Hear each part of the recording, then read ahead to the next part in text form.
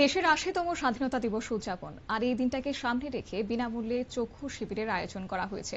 মানবিক উদ্যোগ গ্রহণ করা হয় এবং জানা গেছে যে সেক্ষেত্রে সাধারণ মানুষ এই চক্ষু শিবিরে অংশগ্রহণ করে তাদের সুবিধা তারা ভোগ করেছেন। পাশাপাশি প্রয়োজন অনুযায়ী চিকিৎসকদের পরামর্শ, পরবর্তীতে চিকিৎসার বিষয়েও জানানো হয়েছে। শুধুমাত্র উৎসব উদযাপন নয়, সামাজিক দায়বদ্ধতার বার্তাকে সামনে রেখে প্রতি বছরই বিভিন্ন জনকল্যাণমূলক কর্মকাণ্ডে যুক্ত থাকে আড়ালিয়া প্রগতি সংঘ ক্লাব। আর সেক্ষেত্রে এবার স্বাধীনতা দিবসকে সামনে রেখে ক্লাবের পক্ষ থেকে আয়োজন করা হয় বিশেষ চক্ষু শিবিরের। তার পাশাপাশি কখনো স্বাস্থ্য শিবির, কখনো সচেতনতামূলক কর্মসূচি, বিভিন্ন উদ্যোগের মধ্য দিয়ে সাধারণ মানুষের পাশে থাকার চেষ্টা করে সর্বদাই এই ক্লাবটি। শুনুন বিস্তারিত বক্তব্য। প্রগতি সংঘের উদ্যোগে আজকে এই ভারতবর্ষের ৮০তম স্বাধীনতা দিবসকে কেন্দ্র করে বা এই অনুষ্ঠানটিকে সাফল্যমণ্ডিত করার জন্য আমরা কিছু কর্মসূচি হাতে নিয়েছি।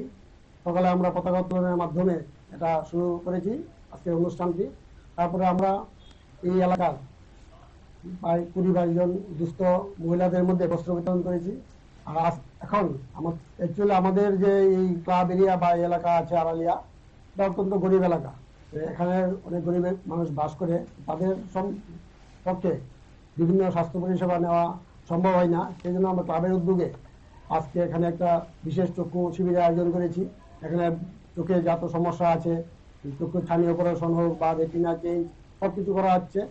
আর এটা আমাদের মুখ্যমন্ত্রীর একটা বার্তা যে গরিব মানুষের পাশে বা তারা যাতে সুস্থভাবে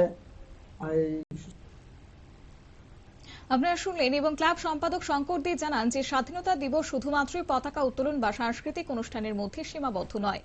এই দিনটি মানুষের জন্য কিছু করারও একটি বিশেষ সুযোগ। তাই সেই ভাবনা থেকে এবারে স্বাধীনতা দিবসে চক্ষু শিবিরের আয়োজন করা হয়।